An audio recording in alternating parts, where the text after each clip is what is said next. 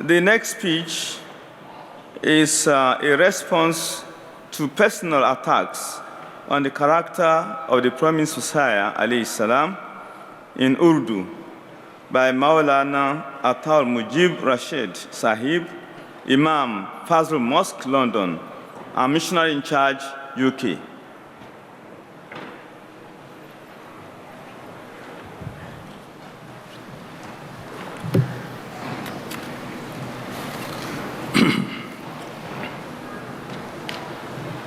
أشهد أن لا إله إلا الله وحده لا شريك له وأشهد أن محمدًا عبده ورسوله أما بعد فأعوذ بالله السميع العليم من الشيطان الرجيم بسم الله الرحمن الرحيم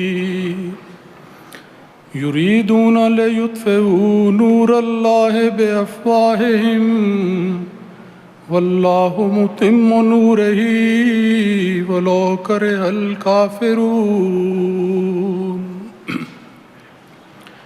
میری آج کی تقریر کا عنوان جیسا آپ سن چکے ہیں حضرت مسیح موعود علیہ الصلوۃ والسلام کی ذات پر اعتراضات کے جوابات سے تعلق رکھتا ہے۔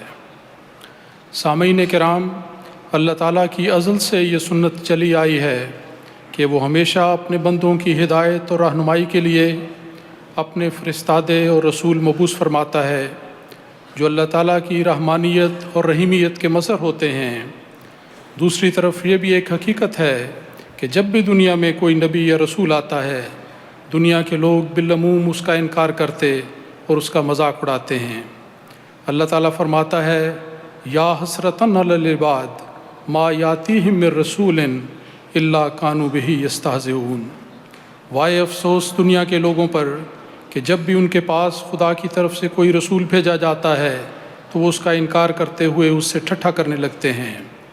لیکن اس انکار اور استہزاء کے باوجود خدا کے نبی کا پیغام جو حق و صداقت پر مبنی ہوتا ہے بالآخر دنیا میں پھیلتا اور غالب آتا چلا جاتا ہے۔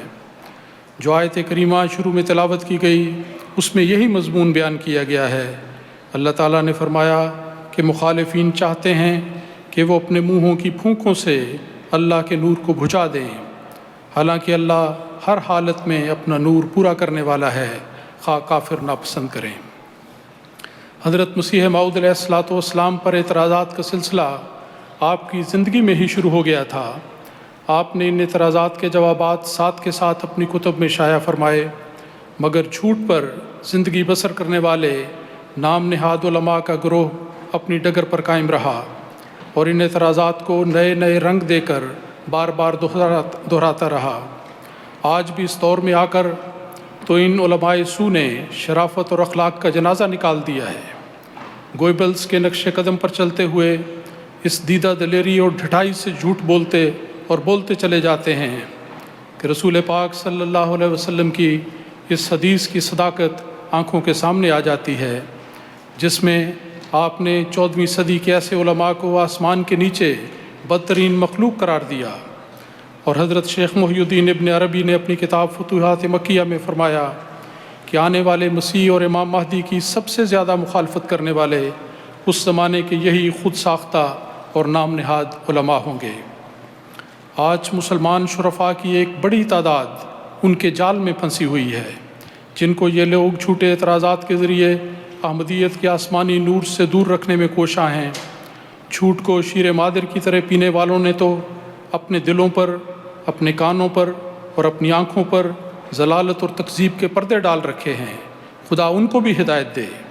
لیکن آج ہمارے اولین مخاطب وہ شریف النفس مسلمان بھائی ہیں جو سچے دل سے حق کے متلاشی ہیں اور یہ جاننا چاہتے ہیں کہ جو اعتراضات حضرت بانی سلسلہ عالیہ احمدیہ پر کیے جاتے ہیں ان کی اصل حقیقت کیا ہے۔ اعتراضات کی طرف جانے سے قبل یہ نقطہ قابل توجہ ہے کہ مخالفین کا یہ کہنا کہ چونکہ حضرت مرزا غلام احمد قادیانی علیہ السلام پر بے شمار اعتراضات کیے جاتے ہیں اس وجہ سے وہ اپنے کسی بھی دعوے میں سچے نہیں۔ سوال یہ ہے کہ جن گزشتہ نبیوں کو یہ مخالفین سچا سمجھتے ہیں اور من جانب اللہ یقین کرتے ہیں، کیا ان کی زندگیاں مخالفین کے اعتراضات سے محفوظ تھیں؟ اگر نہیں، اور یقیناً نہیں، تو پھر وہ کیسے کہہ سکتے ہیں کہ چونکہ حضرت مسیح موعود علیہ السلام پر اعتراضات ہوتے ہیں اس لیے وہ اپنے دعوے میں سچے نہیں؟ حق یہ ہے کہ محض اعتراض کا ہونا کسی سچے کی صداقت کو داغدار نہیں کرتا۔ تاریخ عالم گواہ ہے کہ دنیا میں آنے والا ہر سچا نبی مخالفین کے اعتراضات کا نشانہ بنا۔ اگر مخالفین کے سب اعتراض کے باوجود گزشتہ سب نبی سچے تھے اور یقیناً سچے تھے، تو اسی اصول کے مطابق بانی جماعت احمدیہ حضرت مسیح موعود علیہ السلام بھی مخالفین کی ہر ہرزہ سرائی کے باوجود اللہ تعالیٰ کے ایک سچے نبی ثابت ہوتے ہیں، اور آپ کی صداقت غیر معمولی شان کے ساتھ ثابت ہوتی ہے۔ حضرت مسیح پاک علیہ السلام نے خوب فرمایا کہ میں بار بار کہتا ہوں کہ اگر یہ تمام مخالف مشرق اور مغرب کے جمع ہو جائیں تو میرے پر کوئی ایسا اعتراض نہیں کر سکتے کہ جس اعتراض میں گزشتہ نبیوں میں سے کوئی نبی شریک نہ ہو۔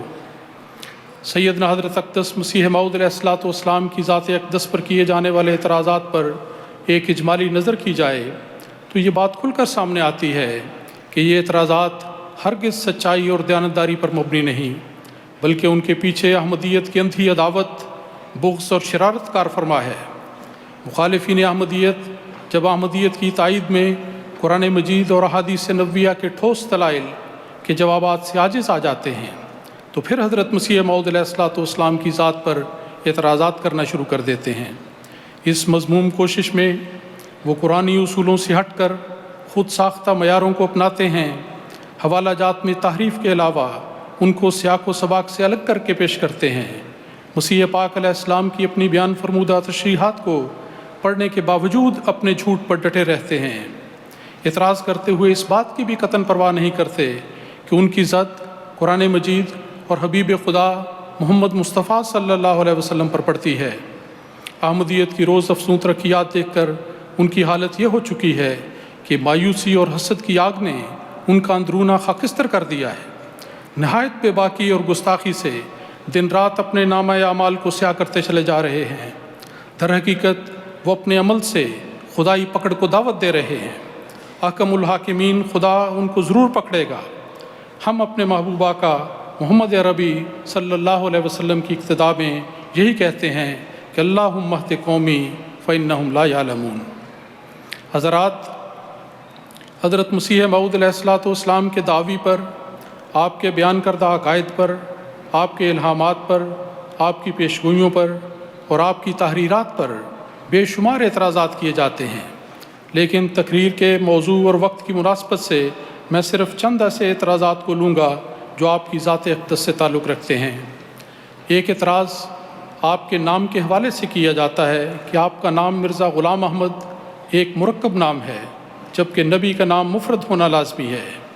یہ اعتراض ایک خود ساختہ اصول پر مبنی ہے جس کا ذکر نہ قرآن مجید میں ہے اور نہ حدیث میں۔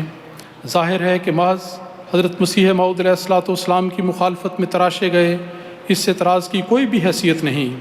ویسے بھی یہ بات سوچنے کی ہے کہ بھلا نبی کے نام کے مرکب یا مفرد ہونے سے اس کی نبوت یا اس کی صداقت کا کیا تعلق؟ علاوہ ازیں واقعاتی طور پر بھی یہ بات بالبداہت غلط ہے۔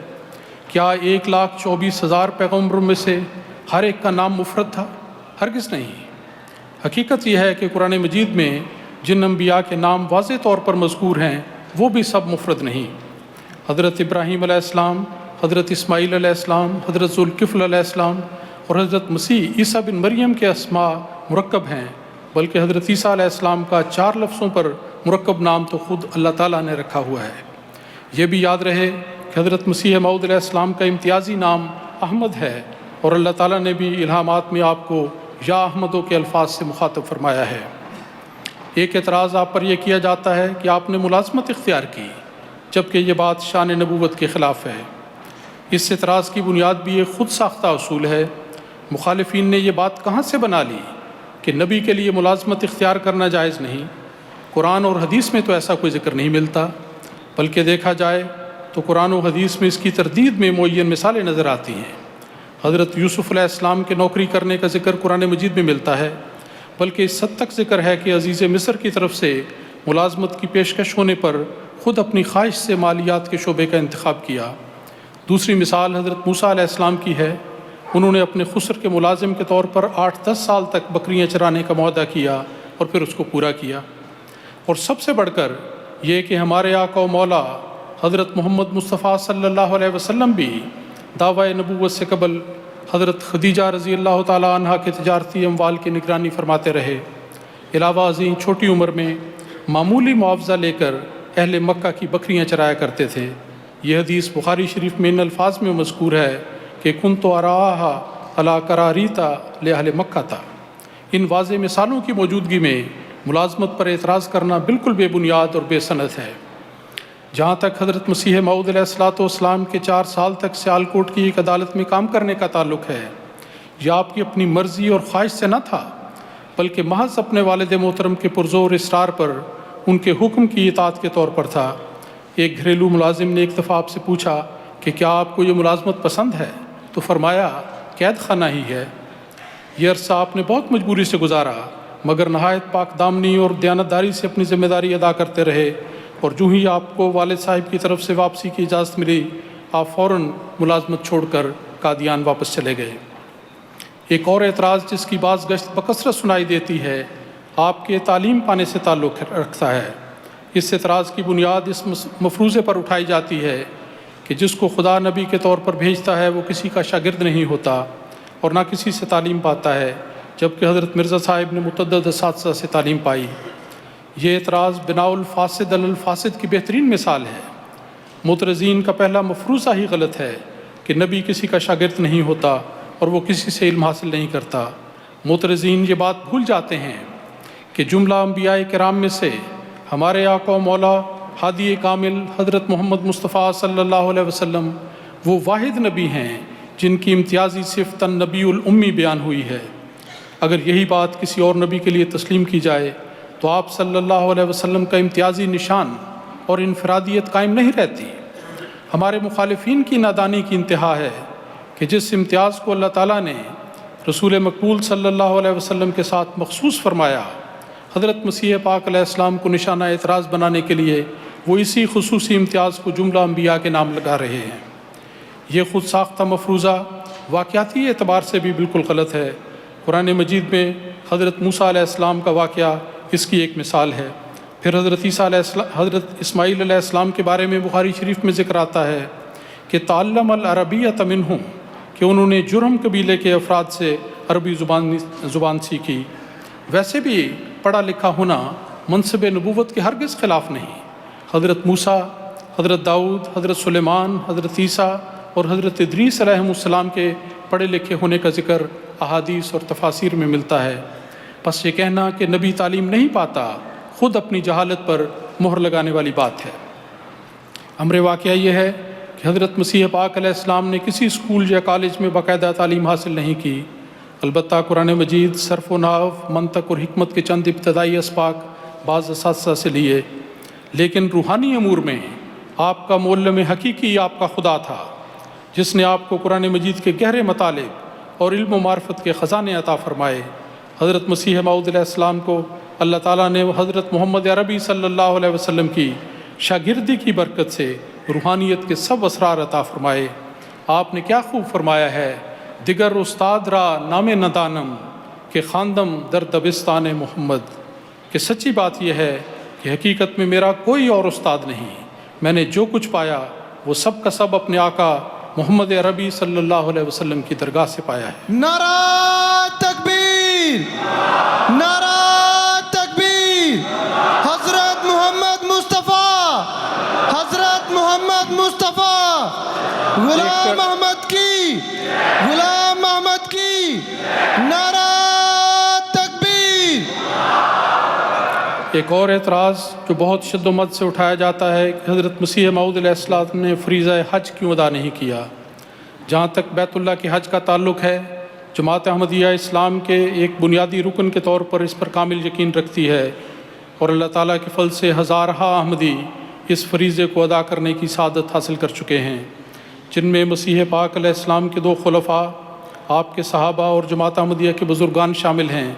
لیکن یہ بھی یاد رہے کہ یہ فریضہ بعض شرائط سے مشروط ہے، جیسا کہ قرآن مجید کی اس آیت سے پتہ لگتا ہے جس میں فرمایا من استطاع الیہ سبیلا۔ حضرت مسیح پاک علیہ الصلوۃ والسلام خود فرماتے ہیں کہ حج کرنے کے واسطے صرف یہی شرط نہیں کہ انسان کے پاس کافی مال ہو، بلکہ یہ بھی ضروری ہے کہ کسی قسم کے فتنے کا خوف نہ ہو، وہاں تک پہنچنے اور امن کے ساتھ حج ادا کرنے کے وسائل موجود ہوں۔ علماء کے فتاوی قتل کی وجہ سے چونکہ حضرت مسیح پاک علیہ السلام کے لیے امن اور حفاظت کے ساتھ حج ادا کرنے کی صورت میسر نہ تھی، مختلف عوارض کی وجہ سے آپ کی صحت بھی اس لمبے سفر کی متحمل نہ ہو سکتی تھی، اس وجہ سے آپ پر حج کرنا ان حالات میں فرض نہ تھا، اور اپنے محبوب آقا و مقتدی صلی اللہ علیہ وسلم کا بابرکت نمونہ بھی آپ کے پیش نظر تھا کہ جب کفار مکہ نے آپ کو مکے میں داخلے سے قبل حدیبیہ کے مقام پر روک لیا تو آپ اس وجہ سے کہ اب بحفاظت پرامن طریق پر جانے کی صورت نظر نہیں آتی، زبردستی آگے نہیں بڑھے اور وہیں سے واپس ہو گئے۔ اس اسوہ رسول کی روشنی میں حضرت مسیح پاک علیہ السلام نے بھی خود فریضہ حج ادا نہیں فرمایا، البتہ آپ کی طرف سے حاجی احمد اللہ صاحب نے حج بدل ادا کرنے کی سعادت حاصل کی۔ ہمارے مخالفین کو یہ بات بھی یاد رہے کہ شریعت کے جو احکام شرائط سے مشروط ہوتے ہیں، اگر کوئی شخص پوری شرائط پوری نہ کر سکے تو وہ ہرگز مورد الزام نہیں ٹھہرتا۔ کوئی ان معترضین سے پوچھے کہ کیا رسول پاک صلی اللہ علیہ وسلم نے کبھی زکوٰۃ ادا کی؟ اگر ان کا جواب ہو کہ آپ پر آپ کی فیاضی اور سخاوت کی وجہ سے صاحب نصاب ہونے کی شرط کبھی پوری ہی نہیں ہوئی، اس لیے آپ نے زندگی بھر زکوٰۃ ادا نہیں فرمائی، تو اس اعتراض کے حوالے سے ہمارا جواب بھی وہی ہے جو ان کا جواب ہے۔ حضرت اقدس کی ذات پر کیے جانے والے اعتراضات میں سے ایک یہ ہے کہ آپ نے شعر کہے، جبکہ شعر کہنا انبیاء کا طریق نہیں۔ معترضین کا طریقہ واردات بھی بہت عجیب ہے، پہلے خود ہی ایک اصول وضع کر لیتے ہیں اور پھر مسیح پاک علیہ السلام کی ذات کو نشانہ اعتراض بنا کر کہنے لگتے ہیں کہ چونکہ یہ بات اس اصول کے خلاف ہے اس لیے آپ اپنے دعوے میں سچے نہیں ہو سکتے۔ کوئی ان سے پوچھے کہ کیا شعر کہنا قرآن و حدیث کی روح سے منع ہے؟ وہ اس کی کوئی دلیل نہیں دے سکتے۔ دراصل یہ خود تراشیدہ معیار ہے جو اپنی ذات میں ہی رد کرنے کے لائق ہے۔ جہاں تک شعر کہنے کا تعلق ہے، قرآن مجید اور احادیث سے یہ پتہ لگتا ہے کہ اگر پرحکمت کلام موزوں کیا جائے تو اس کے بیان کرنے میں ہرگز کوئی حرج والی بات نہیں۔ یہ شاعری یہ خوبصورت انداز بیان اور خداداد عمل کا ہے۔ نبی پاک صلی اللہ علیہ وسلم کے ایک صحابی حضرت حسان بن ثابت دربار نبوی میں شعر بیان فرماتے تھے اور پرحکمت کلام سنایا کرتے تھے۔ خود رسول پاک صلی اللہ علیہ وسلم نے بھی بعض موقعوں پر شعری انداز میں پرحکمت ارشادات فرمائے اور اس کی بہت ساری مثالیں ہیں۔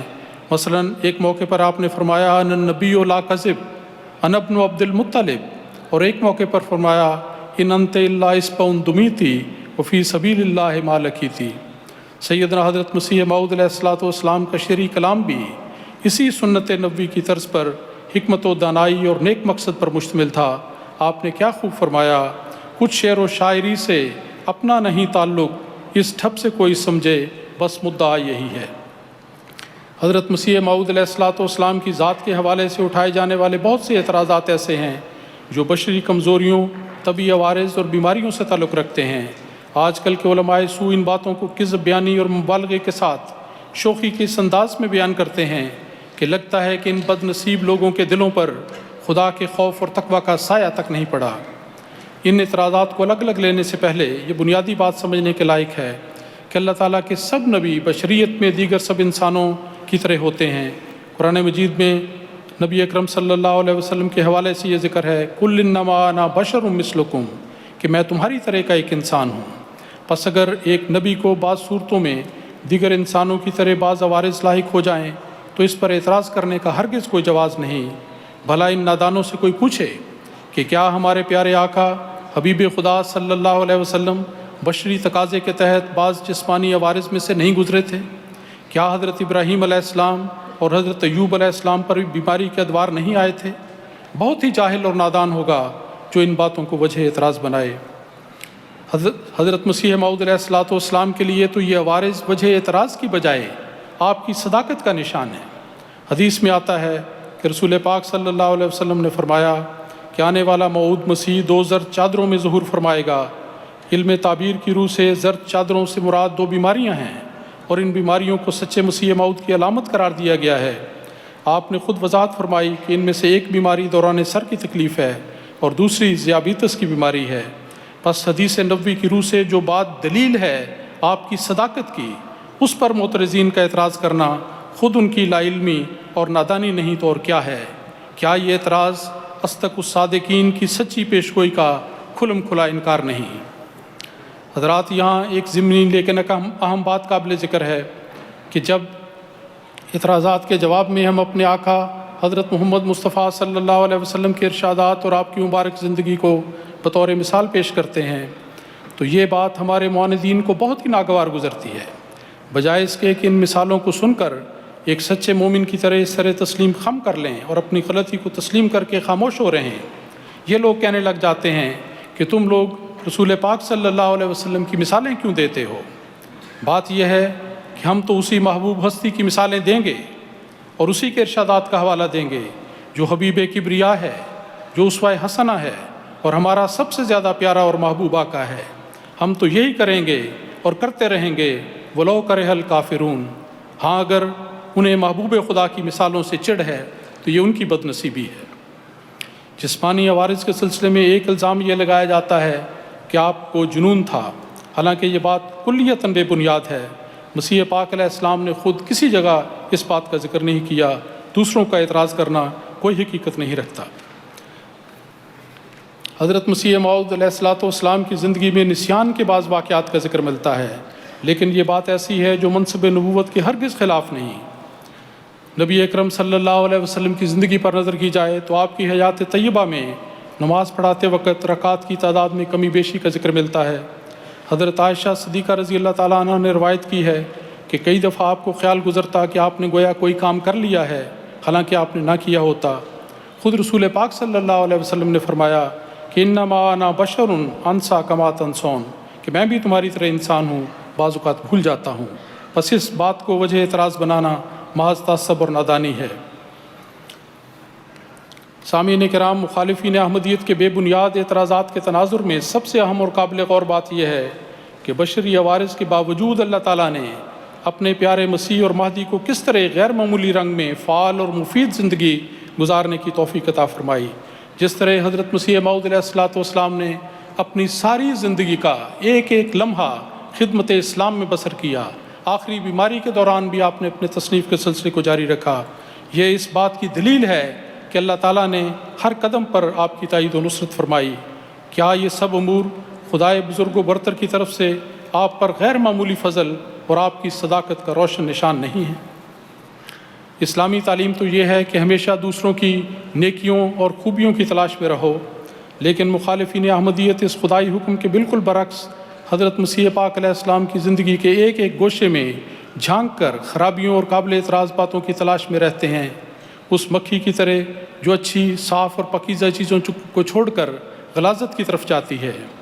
ظاہر ہے کہ تعصب کی آنکھ سے دیکھنے والوں کو ہر بات قابل اعتراض نظر آتی ہے، جبکہ حقیقت یہ ہے کہ اللہ تعالیٰ نے اپنے وعدے کے مطابق حضرت مسیح موعود علیہ السلام کو ایسی حیات طیبہ عطا فرمائی جس کو آپ نے ایک عظیم الشان دلیل کے طور پر پیش فرمایا، اور آپ نے فرمایا کہ تم کوئی عیب، افتراء یا جھوٹ یا دغا کا میری پہلی زندگی پر نہیں لگا سکتے، تا تم یہ خیال کرو کہ جو شخص پہلے سے جھوٹ اور افتراء کا عادی ہے یہ بھی اس نے جھوٹ بولا ہوگا۔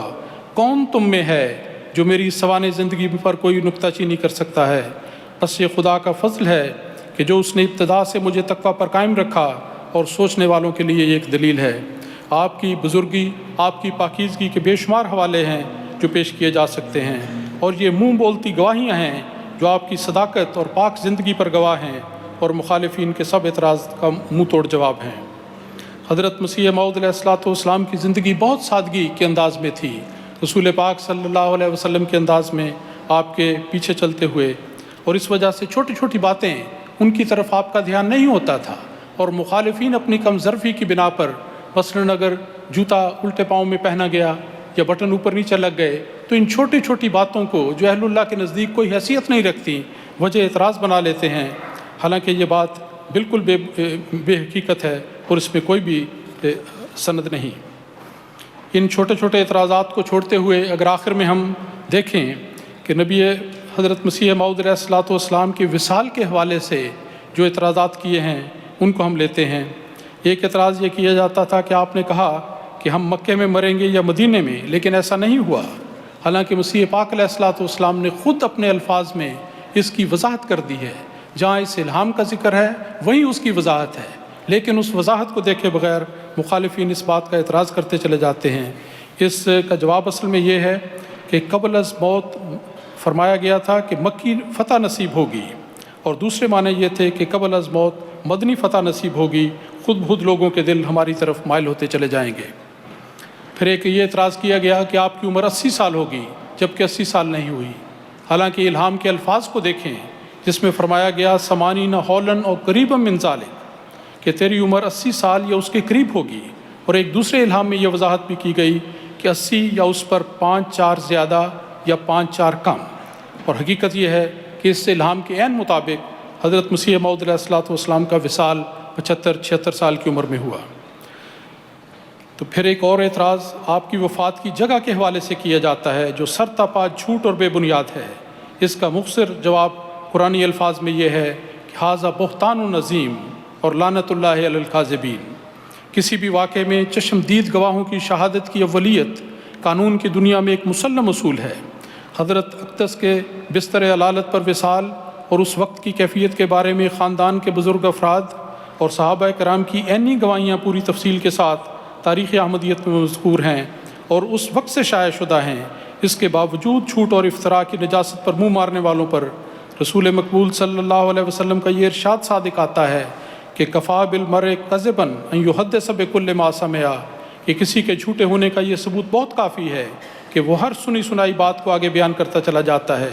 بس یہ افتراء کرنے والے بھی جھوٹے ہیں اور اس افتراء کو آگے پھیلانے والے بھی جھوٹے ہیں۔ جہاں تک اس سوال کا تعلق ہے کہ آپ کا وصال کس بیماری میں ہوا، یہ الزام بالکل بے بنیاد ہے کہ آپ کا وصال ہیضے کی وجہ سے ہوا، بلکہ اس وقت کے جو معالجین موجود تھے ان کے تحریری سرٹیفکیٹ کے مطابق آپ کا وصال اسہال سے ہونے والی اعصابی کمزوری کی وجہ سے تھا، نہ کہ ہیضے کی وجہ سے۔ اور اس کا واقعاتی ثبوت یہ ہے کہ حضرت مسیح موعود علیہ الصلوۃ والسلام کا جنازہ ٹرین میں رکھ کر لاہور سے روانہ ہوا، اور یہ اس بات کا ثبوت ہے کہ آپ کی وفات ہیضے سے نہیں بلکہ اسہال کی وجہ سے ہوئی اور اعصابی کمزوری کی وجہ سے۔ حضرات، چند اہم اعتراضات کے مختصر جوابات تو ہو چکے، لیکن سب اعتراضات کا ایک اصولی اور منطقی جواب یہ ہے جو میں عرض کرنا چاہتا ہوں۔ حضرت اقدس مسیح موعود علیہ الصلوۃ والسلام کی ذات اقدس پر نئے سے نئے اعتراض کرنے والوں، ذرا اس بات پر تو غور کرو کہ جو وجود تمہاری کوتاہ نگاہوں میں قابل اعتراض ہے اور تمہاری نظر میں اس قابل نہیں کہ منصب نبوت پر فائز ہو، کیا اللہ تعالیٰ کی نظر میں بھی وہ ایسا ہی تھا؟ نہیں، بلکہ تمہارے خیالات میں اور علام الغیوب خدا کے محبت پر سلوک میں ایک بیان فرق ہے جو اپنے اندر ایک اعجازی شان رکھتا ہے۔ مسیح پاک علیہ السلام کی ساری زندگی کتاب مفتوح کی طرح دنیا کے سامنے کھلی ہے۔ دنیا کے لوگوں نے آپ پر بے شمار اعتراضات کیے، لیکن دیکھنے والی بات یہ ہے کہ نتیجہ کیا ہوا، کون جیتا اور کون ہارا۔ روحانی بصیرت سے محروم لوگوں کے سوا ہر شخص پر یہ حقیقت آفتاب نصف النہار کی طرح واضح ہے کہ احمدیت کے سب دشمن سچے مسیح محمدی کے مقابل پر اپنی ساری تدبیروں میں خائب و خاسر رہے۔ ان کے سب عمائدین جن کو وہ پہاڑوں جیسی شخصیتوں سے تعبیر کرتے تھے، وہ سب ناکام و نامراد ہوئے۔ وہ سب مل کر بھی مسیح موعود علیہ السلام کے بڑھتے ہوئے قدموں کو نہ روک سکے۔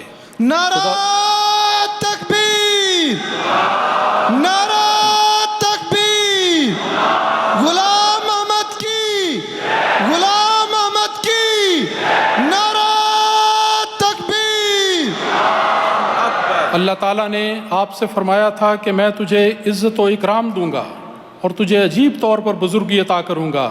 دیکھو، آج دنیا میں کروڑوں شاک اسلام اس بات پر فخر کرتے ہیں کہ وہ آپ کے غلاموں میں شامل ہیں۔ خدا نے فرمایا کہ میں تجھے زمین کے کناروں تک شہرت دوں گا۔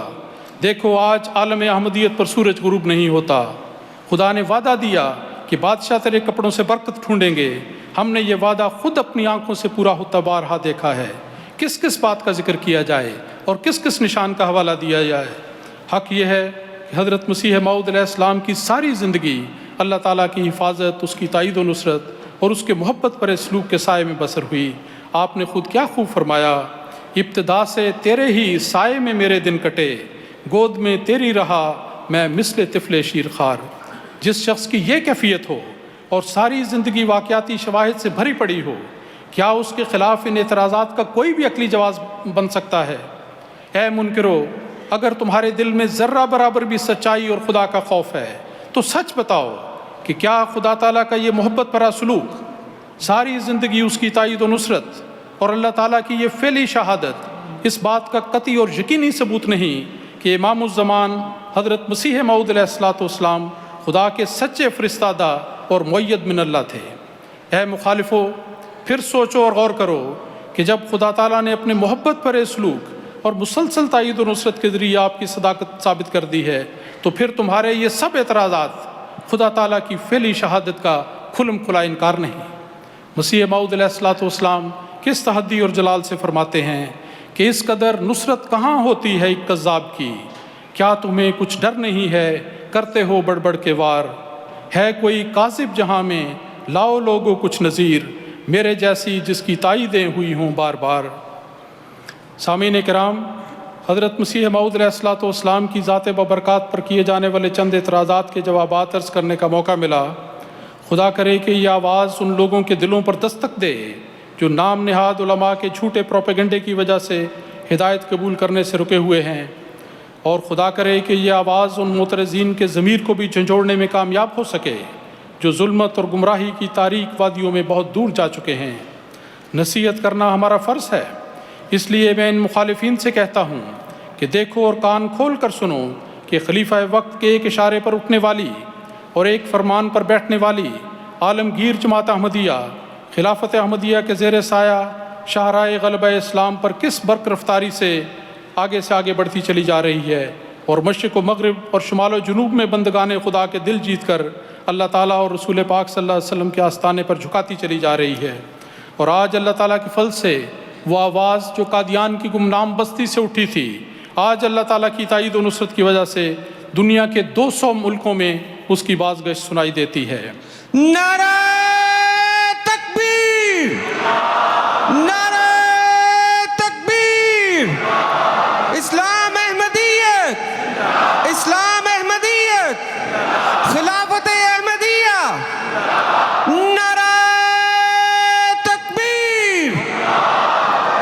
حضرات، میں اپنی تقریر کا اختتام سیدنا حضرت اقدس مسیح موعود علیہ الصلوۃ والسلام کے بابرکت الفاظ سے کرنا چاہتا ہوں، اور مخالفین سے عرض کرنا چاہتا ہوں کہ ان کلمات پر اور اس انتباہ پر کان دھرو کہ یہ کلمات اس برگزیدہ فرستادہ کے ہیں جس کو خدا تعالیٰ نے رسول پاک صلی اللہ علیہ وسلم کی غلامی میں زمانے کا امام بنایا۔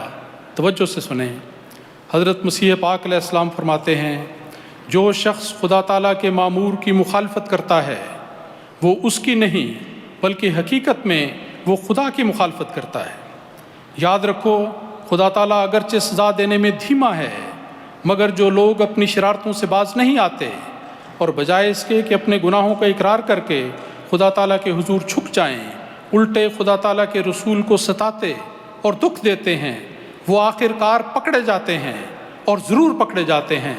وآخر دعوانا ان الحمدللہ رب العالمین۔ نعرہ تکبیر، حضرت محمد مصطفیٰ صلی اللہ علیہ وسلم، حضرت محمد مصطفیٰ صلی اللہ علیہ وسلم، قادیان دارالامان، نعرہ تکبیر۔ جزاک اللہ خیرہ۔